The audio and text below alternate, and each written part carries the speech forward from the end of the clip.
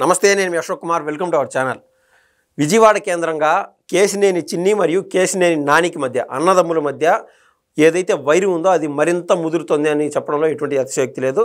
అసలు వివరాల్లోకి వెళ్తే, మద్యం స్కామ్కు సంబంధించిన వ్యవహారాన్ని కేశినేని నాని వాళ్ళ తమ్ముడైనటువంటి కేశినేని చిన్ని పైన రుద్ది, ఈ వ్యవహారంలో కేశినేని చిన్ని ఉన్నాడు, అతనికి ఉన్నటువంటి 2 ఇంటర్నేషనల్ కంపెనీల్లో 3600 కోట్లకు సంబంధించిన డబ్బులు విదేశాలకు తరలించారు, ఆ ఇంటర్నేషనల్ కంపెనీలకు సంబంధించి అని చెప్పి ఆయన హాట్ కామెంట్స్ చేయడం జరిగింది.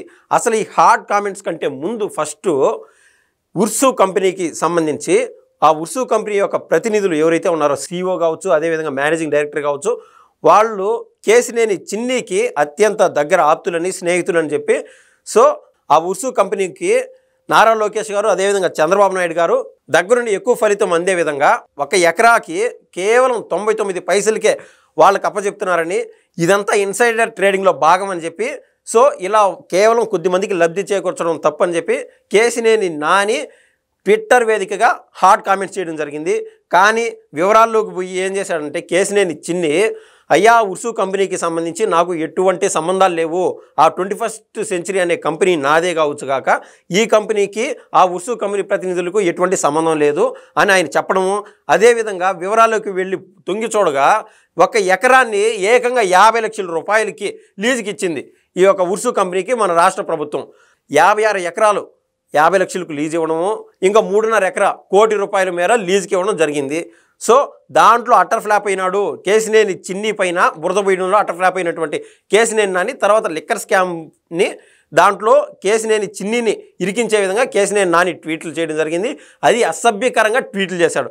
దీనిపైన ఎట్టకేలకు ఘాటుగా స్పందించాడు కేశినేని చిన్ని.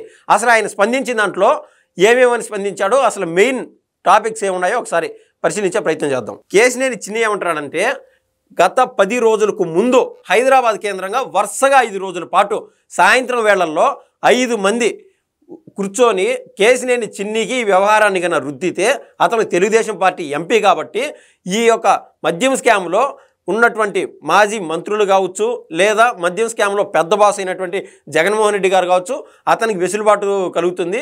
ఎందుకంటే సిట్టింగ్ ఎంపీ అయినటువంటి విజయవాడ ఎంపీ పైన కన్నా ఈ కేసు రుద్దినప్పుడు ఆటోమేటిక్గా ఈ తెలుగుదేశం వారు కానీ, ఈ కూటమి ప్రభుత్వం వారు కానీ జంకుతారు.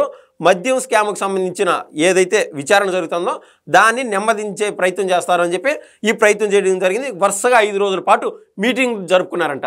5 మంది ఎవరంటే, కృష్ణమోహన్ రెడ్డి, అదేవిధంగా ధనుంజయ రెడ్డి, గోవిందప్ప, అదేవిధంగా కేశినేని నాని మాజీ ఎంపీ. ఆయన కాకుండా వారిలో విజయవాడకు సంబంధించిన, వైసీపీకి సంబంధించిన ఒక కీలకమైన నేత కూడా ఉన్నాడు. అతని పేరంటే దగ్గరలో బయటికి చెప్తానని చెప్పి క్లియర్ కట్గా కేశినేని చిన్ని చెప్పడం జరిగింది. సో ఈ 5 మంది మాత్రమే పెద్ద బాస్ అయినటువంటి జగన్మోహన్ రెడ్డికి లబ్ధి చేకూర్చే విధంగా కుట్ర కోణానికి దారితీశారు. అందులో భాగంగానే కేశినేని నాని ఈ ట్వీట్లు వేయడం జరిగిందని చెప్పి కేశినేని చిన్ను ఆరోపిస్తున్నారు. ఇంకా ఇదే కేశినేని నానికి సంబంధించి కేశినేని చిన్ని ఏం చెప్తున్నారంటే, 6 సంవత్సరాల పాటు ఒక్కసారిగా మద్యం స్కామ్ జరుగుతుందని, మద్యం స్కామ్లో యూపీఐ ట్రాన్సాక్షన్స్ లేకుండా 3600 కోట్ల మేర, కనీసం 3600 కోట్లు కాకుండా ఉంటే 1000 కోట్ల మేర స్కామ్ జరుగుతుందనో, 2000 కోట్ల మేర స్కామ్ జరిగిందనో అప్పటికి పూర్తి డేటా ఉన్నటువంటి కేశినేని నాని ఏ ఒక్కరోజు పార్లమెంటు వేదికగా గళం విప్పకపోగా, ఇక్కడ మన ఆంధ్ర రాష్ట్రంలో కూడా ఏదైనా ప్రెస్ మీట్లు పెట్టి జగన్మోహన్ రెడ్డి మాత్రం తప్పు చేస్తున్నావు, ఇది మద్యం స్కామ్ పెద్దది అని చెప్పి జగన్మోహన్ రెడ్డికి ఎదురుగా ఒక మాట కూడా మాట్లాడినటువంటి కేశినేని నాని జగన్మోహన్ రెడ్డికి లాలూచి పడే విధంగా ఏం చేశాడంటే, గతంలో బాబు గారు అరెస్ట్ అయిన వేళల్లో ఆయనకు బెయిల్ దక్కుతుంది ఆ కోర్టుకు వెళ్ళినప్పుడు, అప్పుడు విజయవాడ పోలీస్ కమిషనర్గా ఉన్నటువంటి ఒక వ్యక్తి ద్వారా ఈయన తెలుసుకొని పెద్ద బాస్కు ఇన్ఫర్మేషన్ ఇచ్చాడు. జగన్మోహన్ రెడ్డి అప్పుడు సీఎంగా ఉన్నాడు, ప్రతిపక్షంలో వీళ్ళు ఉన్నారు, 3 ఎంపీల్లో ఒకరైనటువంటి కేశినేని నాని. ఆయన ఇన్ఫర్మేషన్ ఇచ్చాడు, ఈరోజు చంద్రబాబు నాయుడు గారు బెయిల్కి అప్లై చేయబోతున్నారు కోర్టులో అని. సో అక్కడున్నటువంటి పోలీస్ కమిషనరు హుటాహుటిన కోర్టుకు వెళ్ళి ఆ బెయిల్ ఆపించడం జరిగింది.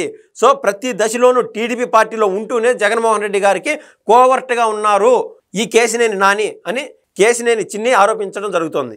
ఇంకా అదేవిధంగా కేశినేని చిన్ని మాట్లాడుతూ, సాక్షి వారు, అదేవిధంగా కేశినేని నాని వీళ్ళందరూ విష ప్రచారం చేస్తున్నారు, మొహం పైన ఒక మసిగుడ్డ వేసి దాన్ని మారేడికాయ మాదిరి చిత్రీకరించే విధంగా చేస్తున్నారు.